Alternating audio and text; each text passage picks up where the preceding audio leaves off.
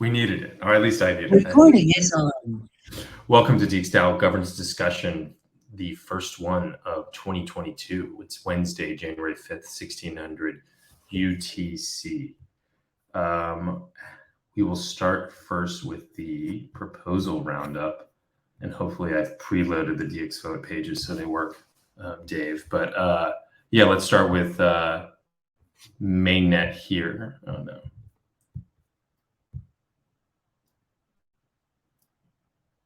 Up.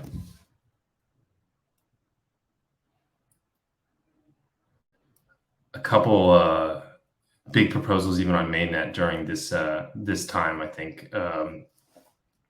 Yeah, so this is one I mentioned actually a couple weeks ago. I think it's just about to pass, and the next day it's a rep boost for Sasa. It's an old rep boost there, but you submitted it at the beginning of December. I think it's good to encourage the rep boost there. And then we have Ross Nielsen's worker proposal. I would give a shout out to this one for worth a read. There's a lot of good information in it. Ross talks a lot about what he's working on, but also kind of some things where DXgov is going there. So definitely worth a read, and I guess is set to pass in 4 days there. And then we have the proposal for grant investment from DXDAO to D2 Labs Inc., aka Double.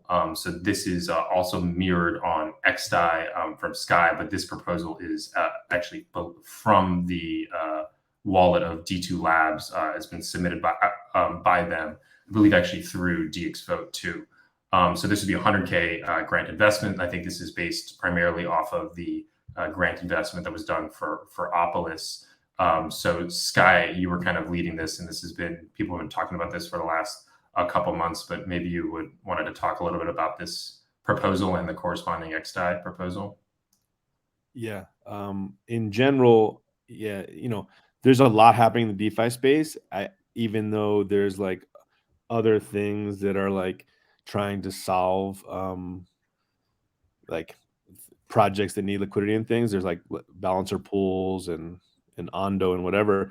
I still think like this type of product, and I think Henry and his team are really good. And I think that if they are able to execute this, it ties in really well with DXDAO's suite of products, especially once we had like project launching things. So I think in general, it's a very unique, it's very specific at first, but it could expand, and it's very unique to the DeFi space. In terms of like the structure of this, yes, it was based kind of off of Opolis. The difference was Opolis had a live work token that they kind of distributed as a almost as a gift to participants in the Opolis system that are using Opolis, and also people that gave grants and investments. And so it was kind of the token was already live. This structure has similar language, but it's very unique because it includes, if you scroll down a little bit, Chris, like to the details of can you scroll down? As the investor. Sorry, up. No further up. It's the structure of this part. So the grantor will basically get the same rights as an investor. So even though this is a grant investment, which is how we structure it, and like theoretically they can walk away. Henry actually proposed this, and this is very unique to put. This is the actual same details as like that are in a safe. Like this is a Y Combinator safe that is how they're raising money from other investors and seed investors and individuals, and maybe there's a couple of funds.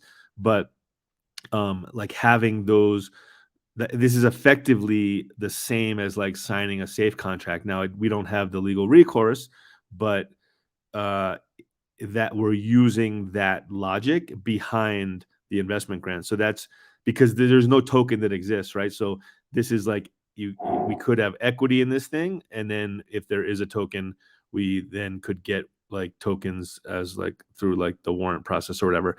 And so having that specific, I had it very like way more generic in the beginning because that's kind of, we don't have legal contracts. Henry actually offered to put this exact language into this proposal. And so effectively by him doing this and us, if we pass it, that is effectively like an on-chain contract. And so that's pretty cool. I haven't really seen a DAO do a investment grant proposal that gets you basically the same terms as a investor in a like Y Combinator safe agreement. So that's pretty unique. I think most things have been like 4 tokens and things like that. So we'll see how, this has never been done. So I don't, we'll see how this ends up. But, and then this kind of partnership alignment piece we added also basically to solidify in this agreement, between this on-chain agreement, that we like, it's not just an investment, like we also want to benefit each other and use our skills that we both have to benefit the other community and project. And so putting that language in there, I think, was a good addition. And so I think they're planning to like close close the whole fundraising things that they're doing in like this month. And then they, still, I think, have to get an auditor. They're in the process, and then they would like have a launch at some point in the next few months probably. But they, the cool thing is it's DeFi, so they, as the things change, like the project can also change and improve and update as well. And so anything that we think that we can help them with, and that includes feedback, that includes trying to use it, incorporating it where we can, introducing them to people on projects that might get value out of it. So anything that we can contribute to their team, which would help, the overall thing. And then they can, and then if we have questions or needs or ask from them, we can also ask them. So it's part of a bigger relationship.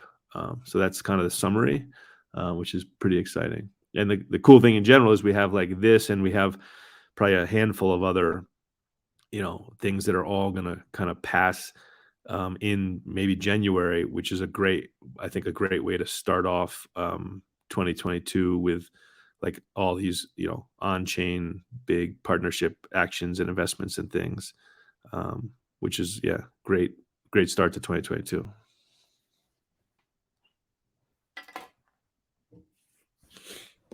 That's all. Awesome. Any questions, comments? I agree. This is pretty cool. And just echoing what I wrote in the chat, which is good to see the valuation too. I think that should be something we're always like mindful of with any investment. And it's exciting. Thanks for leading this, Sky. Yep. Yeah, and just to echo something, Sky, I think you said earlier, it's like a unique product in a very like familiar space. Like there's lots of people trying to solve this problem, but no one has really figured out how to do it. And so it's good to kind of back a horse, I think, in that race. And also hopefully that'll kind of help the product suite too. And then the second thing is, it's very cool to see this kind of the structure of this, the YC safe component, the valuation of that. And the way that these things work, I guess, going forward, of course, there's no like recourse. But if we're building in this world that's on chain and there's all of these different ways of like social checking, I actually think we have, pretty good recourse because we can go back and point to this proposal itself for any type of kind of discussion for going forward. So it's good to see all this information in the proposal now, as it kind of sets the stage for anything that would happen going forward. Yeah, and then just you mentioned in the beginning, this was submitted on DXgov. So Ross, this would be kind of cool to hear. So Henry, had never used DXgov before, and he was able to, with very little help, do this. The IPFS loading thing is very confusing to someone who's never seen this before. He saw like the text upload to IPFS, but then he didn't see the field entry details upload, and he was kind of he thought that might have been a mistake or something, that the actual number details of the proposal, which is like, I guess, the on-chain part, right? That doesn't go to IPFS, which kind of makes sense if you think about it. But yeah, for someone who is using DXgov for the first time and has never seen it before, was able to do the proposal with very little help. Just checking, he like what was the other? Some of the fields, he wasn't sure if he was supposed to enter those fields or not, or leave them like zeros and blanks. But cool. But very cool that someone's using DXvote directly to the treasury on mainnet. Right? It's kind of cool. I don't think that's been done, I guess, for the other ones. They were on Xstein. I don't even know if they were submitted on behalf of. Yeah, interesting, and Melanie knows this too. Compared to, so there is a team at ETH Denver, right? Who's working heavily on ETH Denver. I wouldn't say that. I mean, they're deep in Web3, but they're not like, they don't use DAO technology, right? And so when we ask them to, this is not John Pollard, who has done one before. This is like part people that work with him. When we asked them to do this proposal, we basically told them the proposal that they should make to DXDAO for ETH Denver sponsorship, which is a little unique because we are the ones that want to sponsor, but we're asking them to do it so that it was more of a contract. Their initial reaction was like, no, like, we don't have capacity or time to figure out your governance system, basically. And so they pushed back like immediately. I wanted to speed it up, so I offered to do it on their behalf, and I guess it's okay since we're the ones initiating the sponsorship. It's less of a contract then. In the meantime, like, we kind of complained that they were being lazy, and so John Pollard eventually like said he could have done it because he's done it before and he's familiar, at least with Alchemy is where he did it, even though when he did Alchemy for Propolis, he got messed up two times. But that's not a good sign of like people that are like less sophisticated. Like Henry's sophisticated. These people are not sophisticated when it comes to like governance or DAO technology. They like looked at DXvote and they were like, no thanks. Like, you guys do it. So that's something to keep in mind.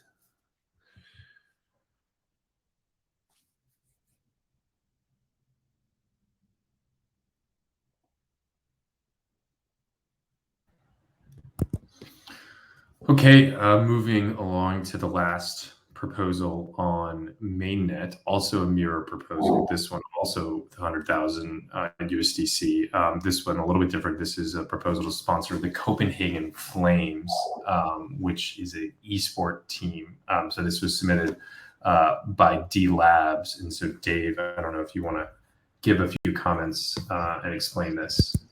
Sure. I mean, we talked about it a bit already on the strategy and BizCore, but happy to give a brief overview. I think there are really, the summary Chris said, of course, is correct. It's like a 1-year sponsorship with Copenhagen Flames, which is an esports organization based out of Denmark, in Copenhagen, of course. The name kind of gives it away. And I think there are 3 main kind of goals for the DXDAO in doing this or moving forward with this, if we decide to do so. The first is from the marketing angle, so overall awareness, and of course they would print a DXDAO logo on their yearly jersey, which goes into production soon. And of course, their fan base is very tech native already. It's mostly young people who are already use Discord, so there's somewhat of an overlap of communities there. And a lot of esports organizations are already sponsored by other crypto projects as well, exchanges. They do NFT launches. So there is already a significant overlap there in terms of target audience. I guess the second one would be, I'm just reading John's comments, apologies. The second one would be general onboarding of new people into Web3 and educational content. So Copenhagen Flames would be down to like prepare educational content about what a DAO is and how teams can use DAOs in esports to kind of govern themselves. And the third and ultimate one, which would be kind of more like the long-term goal, something we would like to do before this sponsorship ends, is to actually launch like mini DAO or mini guild, whatever we want to call it, together with Copenhagen Flames, using, you know, the products we're already building under our kind of DXgov umbrella. And the very exciting thing is, you know, I've been in touch with a couple of esports organizations to kind of feel the waters, and Copenhagen Flames are actually the ones that are like very open to actually launching like a mini DAO or a guild or something like this, and giving their fans the ability to do some, you know, voting and governance stuff like this. And in the long run, they're also open to the idea of actually running a full DAO esports team. So, you know, currently I believe they compete in FIFA, Fortnite, and Counter-Strike. And if they were to launch a new game or even a new org, they would be down to explore to do something along the lines of a fully decentralized organization. And that really made Copenhagen Flames stood out. And that's kind of why we kept talking with them. And Chris is also giving a nice visual overview of their website and answering Keenan's questions. So I spoke with them, and we would get the t-shirts at production cost. And a quick funny little thing is that they're actually also sponsored by HP Omen, which is like the gaming umbrella of HP. And so it would have both DXDAO, and then it would have Omen on the shirt as well if we go ahead of it. So it would kind of look like it's both our logos. But yeah, that's a brief sponsorship. And so Daniel, actually the guy you see at the bottom here, is the guy we've been in touch with, the coach of the Counter-Strike team. He's the owner, one of the owners of the team, and also the esports director. And he actually also posted a comment in our forum. So yeah, definitely worth checking out the forum post and voicing your opinion by voting on the proposals. And that's a brief overview from my side. And I think this is super exciting, not just because it's a cool marketing opportunity, but because I think if you take a step back and look at what we're doing in crypto here, like all of DeFi, DAOs and everything, it's very like prototyped and reflexive and all about speculation and not a lot of actual real world use case. And I think this represents an opportunity that we're chasing to actually venture into the real world where people might find like actual usage for the products that we're working on, like on-chain governance, decentralized finance. I think it makes sense to look for communities that are already online that may be looking for new ways to organize and to capitalize and so forth. And so I think this is super awesome, and big props to Dave for kind of coming up with this and pursuing the idea. Yeah, and Copenhagen Flame, one also cool thing, actually, thanks John, of course, is that Copenhagen Flames also has their own production studio.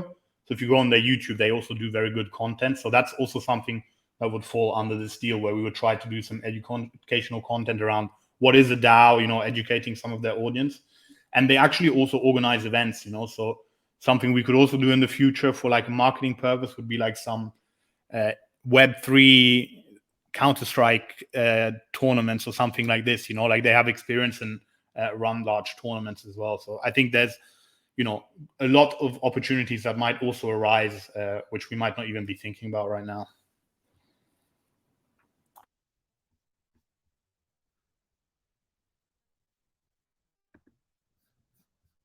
Just keep coming to that guy. So happy with his merch.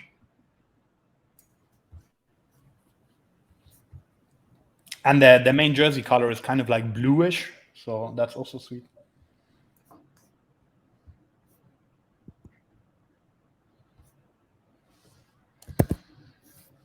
Yeah, just to echo, I think what Keenan said in here, like this is definitely a like a DAO sponsors esports article, and I think we probably wait until, I don't know if the sponsorship like officially launch and kind of do something with them, but I think that's something that would probably be like the closest we could get, or like maybe the best bet at getting some like mainstream crypto coverage in the coming like months here. This is, I think, a story that will resonate and kind of, it is a one-line headline that people can get around.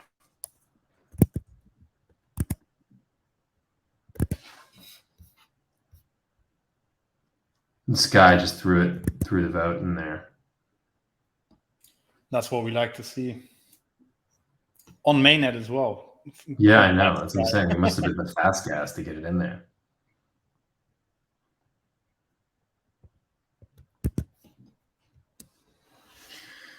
Okay, I think that's it for mainnet. Any other comments or questions on that?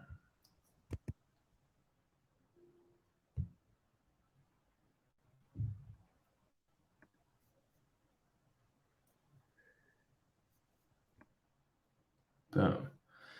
And then moving to XDAI, we have register quick wallet scheme v1.1, which I think is actually passed, but has not been executed now. Gusto, if you're on, maybe you could chat briefly about this. Yeah, sure. Hola, guys. Well, the quick wallet scheme 1.1 fixed an issue where we weren't able to change the voting parameters of the existing quick wallet scheme, which is going to be the now that we have we have been using is the 1.0. So yeah, it fixed this issue, and the next thing that we should be doing is setting the permissions for the quick wallet scheme. Like, we should set the same permission that we have for the 1.0 to the 1.1, and then transfer the funds, and we should be able to start using it. Now, when I execute or someone execute the function, we should see it registered, and we will see that the boosted time period is different to the other one because it will be using the right voting configuration. So if you create a proposal on this scheme and on the 1.1 and on the 1.0, a boosted proposal is going to be 2 days in the 1.0 and 3 days in the 1.1, which is going to be using the latest voting parameters. And that's it. You can see that everything is the same. Like, it uses the same voting parameter hash. The scheme address is the same that we are using also in Arbitrum 1, in Rinkeby, because this was created using the create 2. So we have the same address for the quick wallet scheme in XDAI, Arbitrum 1, Rinkeby, and I think Arbitrum testnet. And just for clarity, I guess, so this is a proposal basically from the avatar IC to the controller. And the controller, I guess, is what registers and deregisters schemes. Positive. This is what is happening. Yeah. The controller keeps track of the schemes that are registered. So every time that we register or unregistered scheme, we make a call from the avatar to the controller. Cool.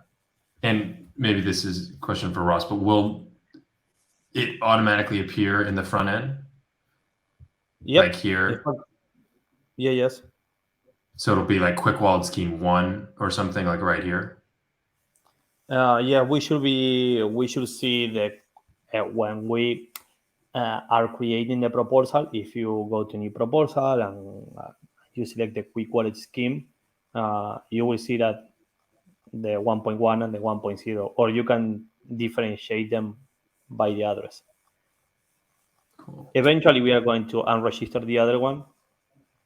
So the same thing already happened in Arbitrum 1. I don't know if the Arbitrum 1 users already set the right permissions. The same permission from the 1.0 to the 1.1. So, they are still there. In case anything happens, we can go back to the 1.0, but we already tested the whole process and it works.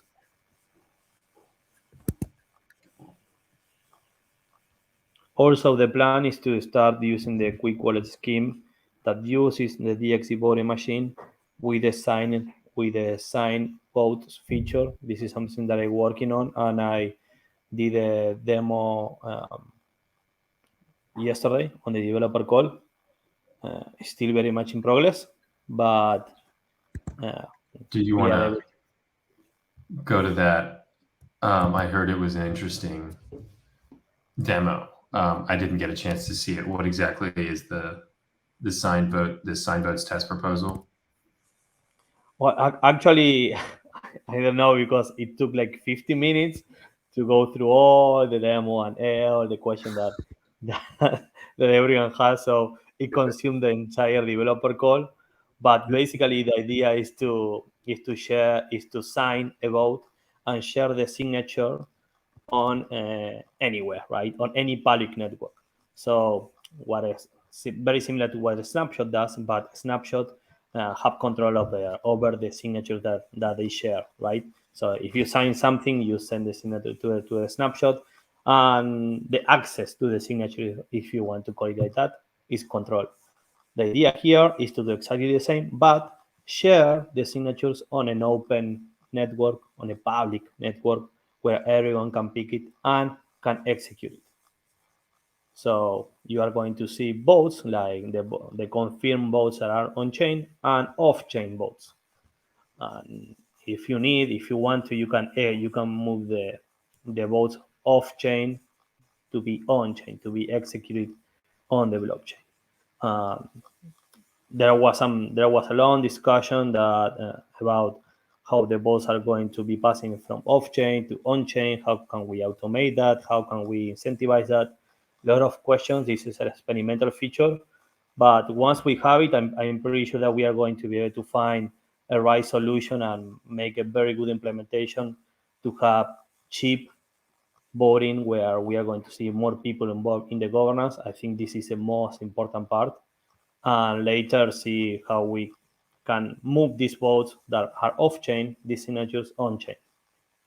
The hardest part is to get the signature, because once you have it, we can find a way to incentivize the movement from votes off-chain to be on-chain, or to execute it ourselves in an automated way anyway. So very much in progress, like I said, and hopefully we are going to have it soon this month on DXgov, and is going to be only used on the schemes that use the DXgov voting machine, which are the wallet schemes.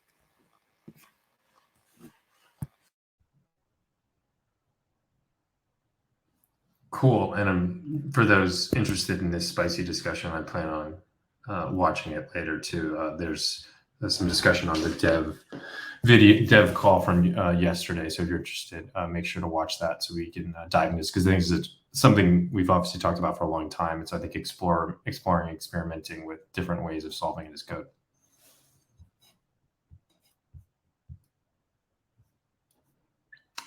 Okay, moving to XDAI, or sorry, continuing on XDAI. There's a proposal to convert stake tokens to GNO. So this is actually just a simple proposal to send the stake that's in the treasury. I think it's about 7,800 stake to the multi-sig on XDAI to be able to transfer or convert it to GNO through the stake to GNO converter there.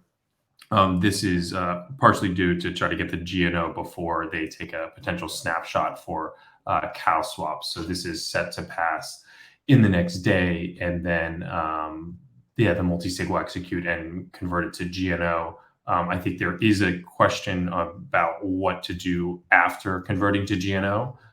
Because I don't think it's clear on exactly how the tokens will be claimed for the snapshot, or when actually the tokens will be distributed. Maybe John or Dave had thoughts on that. Yeah, I think that's a good question. I think the easiest thing, I mean, the reason it's going to the multi-sig in this proposal is to just kind of avoid the complication of having to do it with the UI, because with the proxy tokens on stake, the current UIs aren't supporting that. And with the deadline coming up January 9th, it was kind of, I think that the idea was that the multi-sig would just be the safer option. And I think it may also make sense similarly to try to leave the GNO in the multi-sig on the 9th, or maybe a couple days around the 9th, just to be safe, so that when the cow swap airdrop happens and whatever else is entailed by that airdrop, it could be handled by the safe. I think there might be, I think my understanding is there'll be a token airdrop. There'll also be a vested token airdrop, I think, too. So now that I'm saying this out loud, maybe you want to think about this a little bit more, actually. And I think there's also like an options airdrop so that GNO holders have the ability to actually participate in investing in CowSwap and the same terms as some other investors that they had lined up. But I'm not sure of the exact mechanics. And so the thing that I just realized as we're talking is that vested portion, like how to get it. I guess it's me. Yeah, I'm not sure there. Might need to do some more research the next day.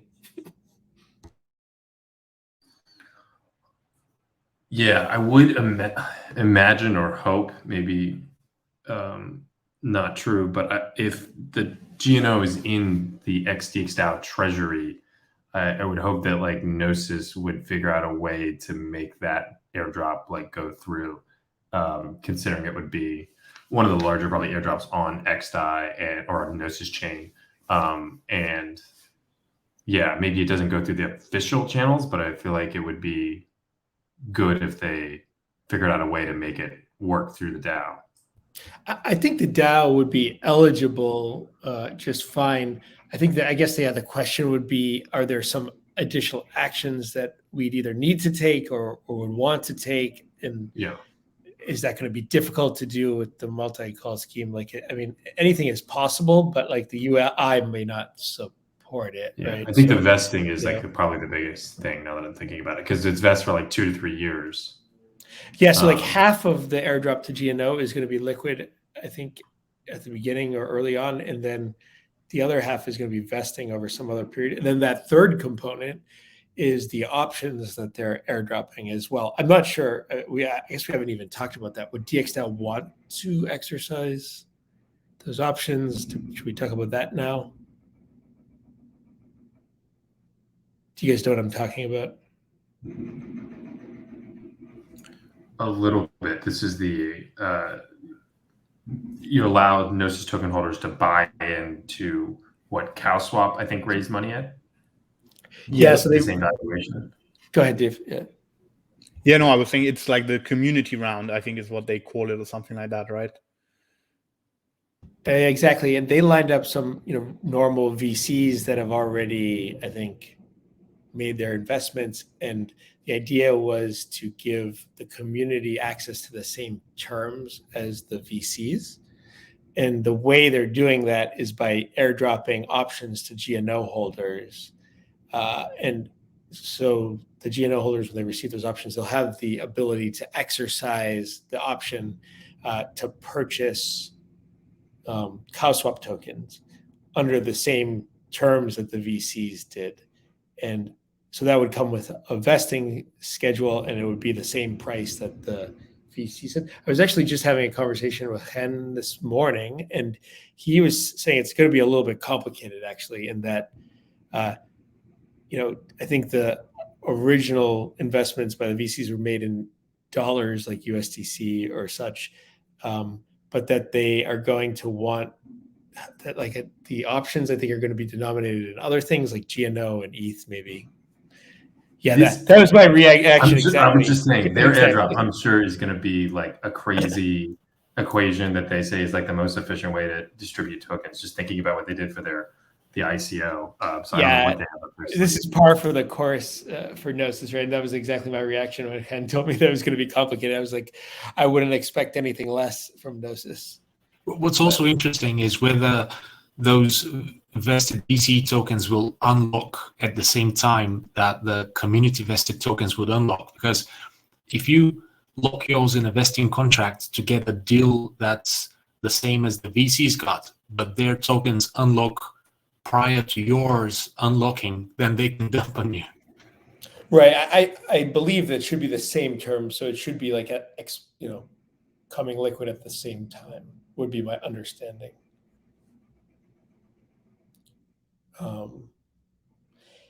Yeah, I guess Gnosis isn't really in this, but a lot of projects when they're raising venture capital, like it's their first money they're raising, and they kind of need to make, they maybe don't have a lot of leverage in those deals.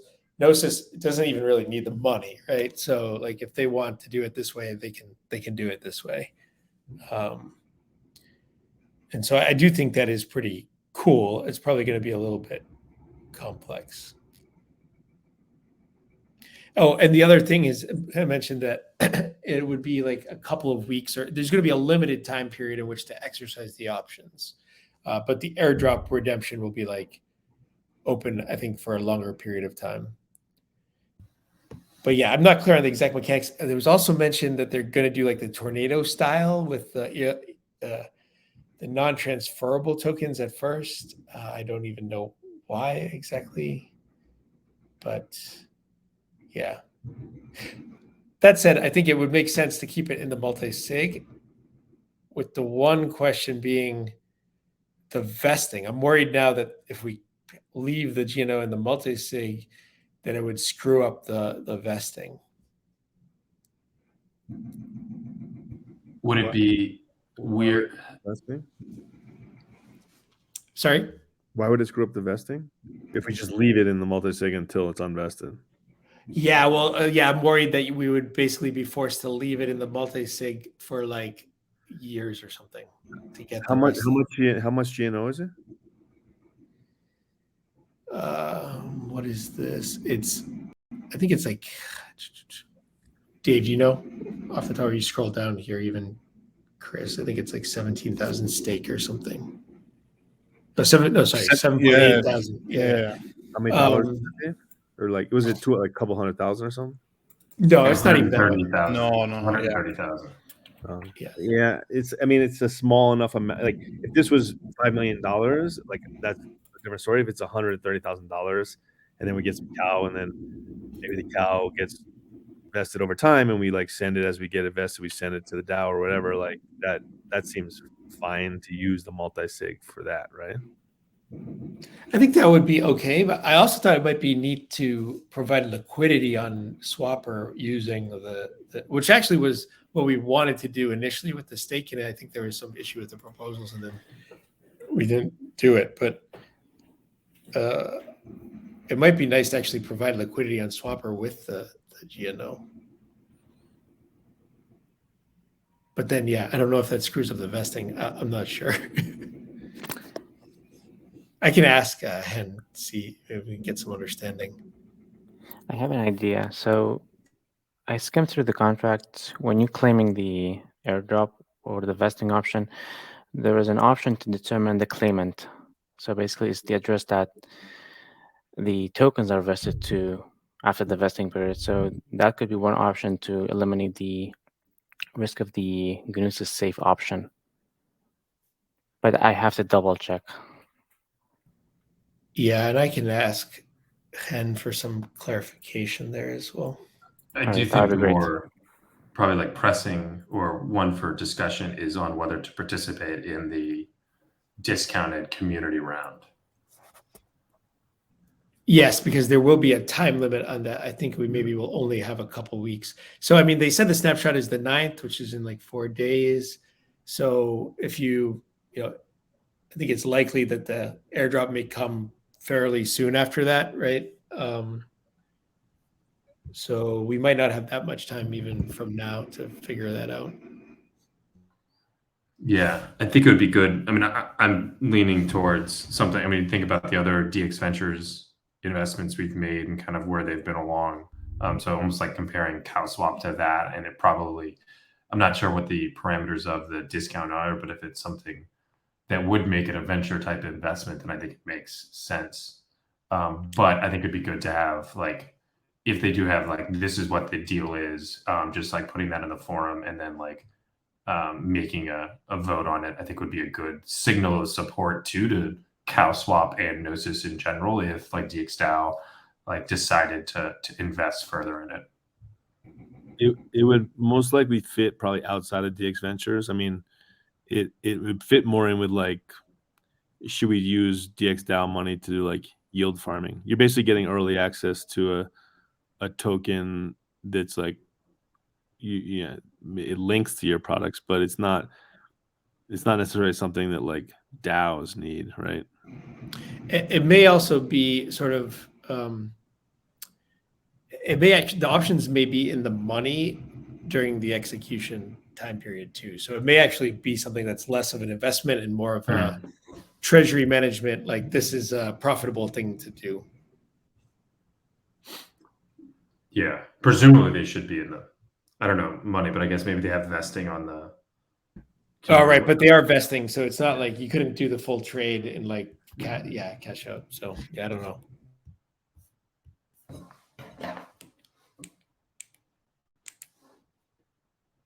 I do think it would be good to do. It's probably not nearly as much as the typical venture investment either, since the stake is only worth like 120K. I imagine the options are not going to be worth. I imagine they're going to be worth like a fraction of that, right? So it might be something more like 10, 20K. Yeah, we may need to have some money ready. We don't know the details. We don't know how much money to set aside, but we should, if you like put DAI in the multi-sig or something. Yeah, I'm not sure on the details either. I believe Hen said that it's GNO holders would have to use GNO to exercise the options. So, but I might be wrong. It might be like ETH or something.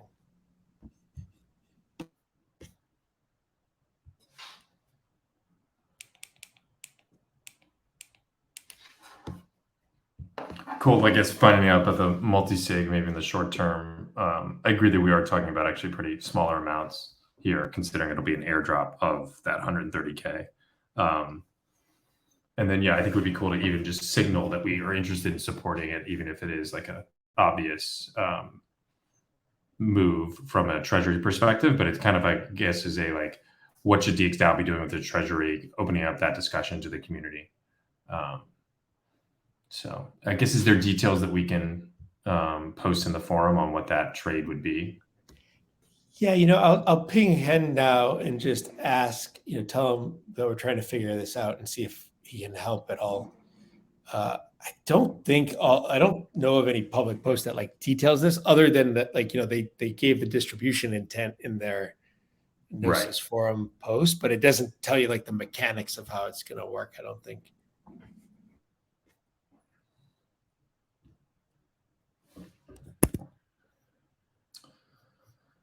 Cool.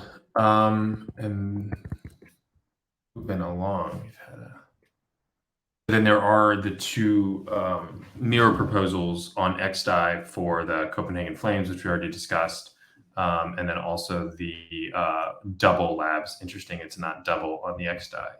I'm just seeing that here. And so those are good for supporting. You can kind of vote with the no gas environment there.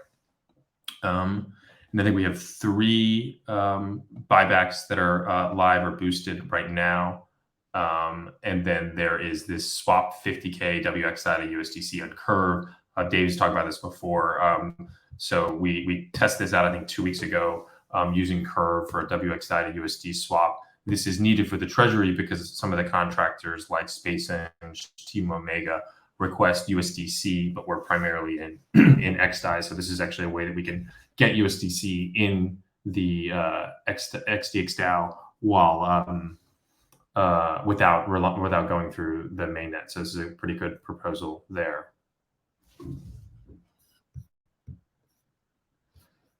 And then there is 2 proposals, worker proposals, one for Levitate that was just submitted and boosted earlier.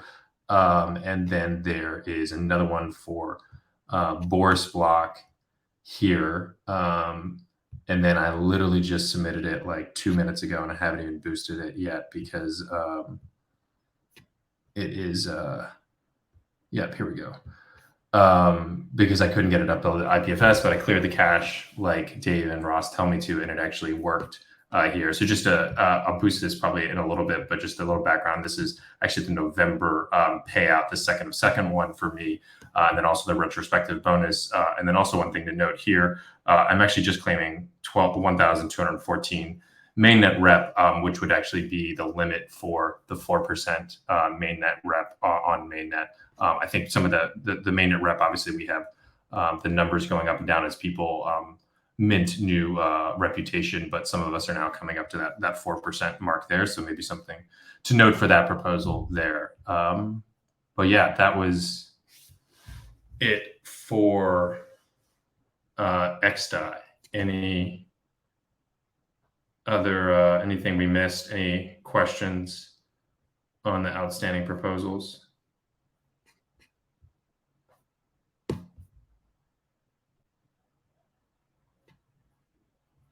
Cool. And then just I have read it, and I didn't have, or I read the initial response, but I've not had a chance to see your response, Nathan. But there was a post from Hen, also from Hen, about thinking about what to do with the 130K USDC that's in the bonding curve smart contract.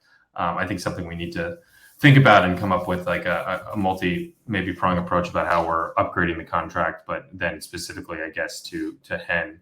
To me, the biggest risk would be that if we did potentially give, like, just make a balance sheet adjustment, which is, taking 130K from the treasury and giving it to the same address that sent the 130K to the bonding curve. And then just at a later date, when we upgrade the bonding curve, we get the 130K.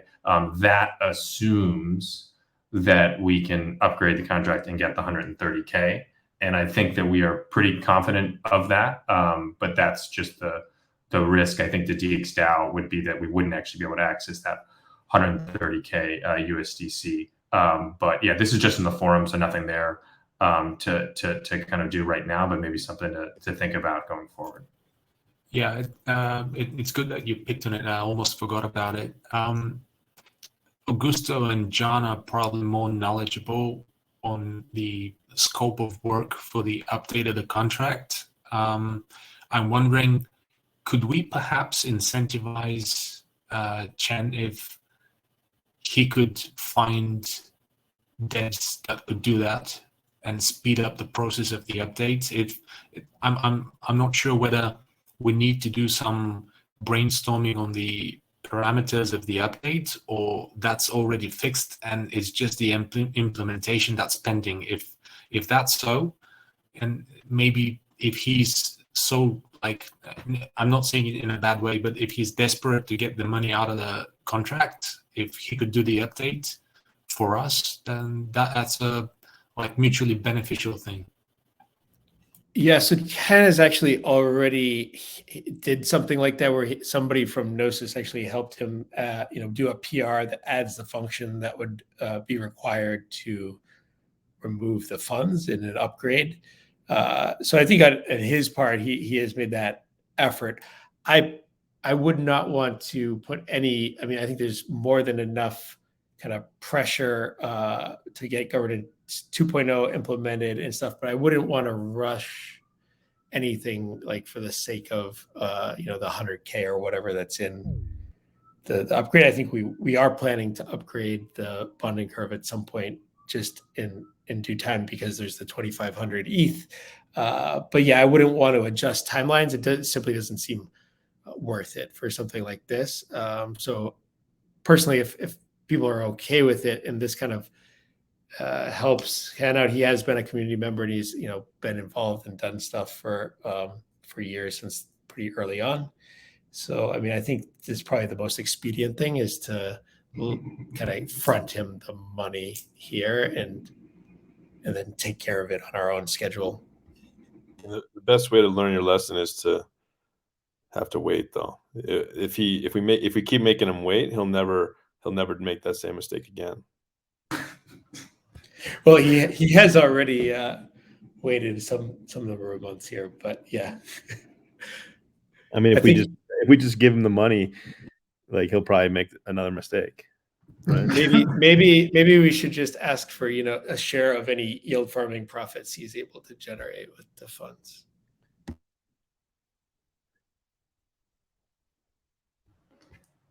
Yeah, I was thinking that. Is there some other what was it? What's the word? Like, interesting way handle this? I'm sure this has happened a bunch before. I'm wondering if there's something that DXDAO can get out of it, right? And it almost use it as leverage. Well, I did just ask him about the cow swap airdrop, so I guess he has a little extra incentive now to answer my questions. Yeah, I was thinking that like he's someone we're simultaneously trying to get info from too. So it's like, but yeah, Sky. I guess to Sky's point though, like, what is an interesting way we can do that besides just sending the funds and yeah. Does he have rep? Yeah. I don't know if it's to this address. He is, I think, like some. He got like a 0.3. He sent USDC to the bonding curve. Yeah, it's kind of a. I just love the idea that maybe he had like the bonding curve on his like favorites. Yeah, I think it's a copy and paste there. I'm not even sure how you do that. Have you guys ever? I mean, I think it's a copy paste error. When you're sending $100,000, you send a copy paste error. I mean, no, I mean, of course, it's a copy paste error, but why is he copying the bonding curve? I guess. Yeah, I mean, the bonding curve is interesting, but you understand though the bonding curve is the same as the token address. So he probably just had the token address somewhere. Yeah. Where was he? Where did he mean to send it?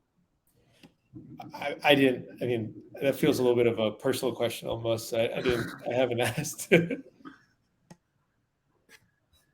Yeah, he has. Because there could be, like if there's like a bug in the bonding curve, like we thought we had paused it, and then someone sends $100,000 and like gets 1,500 DXD, and they like make money because they hack the bonding curve. Like that happens all the time. People try to hack systems, and they like try to do things by sending money to places to hack the system. Like if it worked and he got 1,500 DXD from the bonding curve, he wouldn't give it back to us, right? He'd be like, "Oh, I bought off the bonding curve." So like we don't know what he was trying to do. Like maybe he was trying to take advantage of the bonding curve. I don't think so. I mean, for one, I don't see any way that and Augusto could maybe also chime in here, but I don't think sending USDC is going to do anything in the bonding curve because it has, it's all denominated in ETH, and also we know him, like he has rep. He was around early on, and he works for Gnosis. So I mean, there is some. I really don't think he was trying to hack the bonding curve. But. USDC, it was right in front of us all along. He has 0.61% rep at this address. So, I mean, the other argument is like sometimes you win, sometimes you lose. Basically, like so we made a mistake and we lost 75,000 USDC, and then someone else made a mistake and we got 100,000 USDC. It like basically balances out. So maybe we give them back 25 or something. Karma, is that the? I mean, you win and you lose, right? Yeah, I think the difference to the 75K was that that's frozen for anyone, right? No one was able versus like this, like we literally have the 130K now, or DXDAO, I think, has that. Yeah, I mean, I think it's like the right thing to do to eventually give it back. Like if when we do upgrade the bonding curve, like I think the right thing to do would be to send the USDC back if we don't front it to them, right? And we've done kind of similar things on a much smaller scale on a couple of occasions when people have accidentally sent DXD to the bonding curve. We've allowed them to make proposals, and I think I forget now if they actually did it. I believe they've passed proposals like this where people would send the DXD back to the address that accidentally sent it to the curve. Yeah, we did. I think it was like a 15 DXD. Someone sent 15 DXD, and we just reimbursed them because we can access that. So yeah. So that one, I guess there's the DXD, so that's why you're copying. I think we should give Chen his money, but I think he should do an on-chain proposal, and we should ask him to like commit to some helping of DXDAO on a regular basis, like whenever we need help or something. I think one thing. Oh, sorry. Well, I was just gonna say you should put that in the forum, and I think is preparing, and the draft he has says proposal, so I think he's preparing to make a proposal here. So we can talk about what goes in that proposal. Another thing I actually just pinged Hen about is getting Swapper integrated to CowSwap on Gnosis chain, which I think is sort of a reasonable ask considering that it's one of the bigger V2 forks, like one of the bigger exchanges on Gnosis chain. But I guess relatively it's maybe small compared to mainnet. But now that they have Gnosis, it is Gnosis chain. You would think it kind of makes sense. It was disappointing to hear yesterday that like Martin, well, Gnosis community is excited and preparing to make a proposal to bring Uniswap v3 to Gnosis chain, which is not, I mean, it's not crazy, but it's like, yeah, they're not like, their focus is not Swapper. Yeah, the more disappointing thing I think is what's happening with those rewards, right? I sort of expected them to pursue like the major protocols, but it sort of feels bad that they. Well, I don't know what is the deal with those the stake rewards that have been approved by XDAI. We can. Scott, you want to hit the recording? I think. Just end it. We'll go to the news.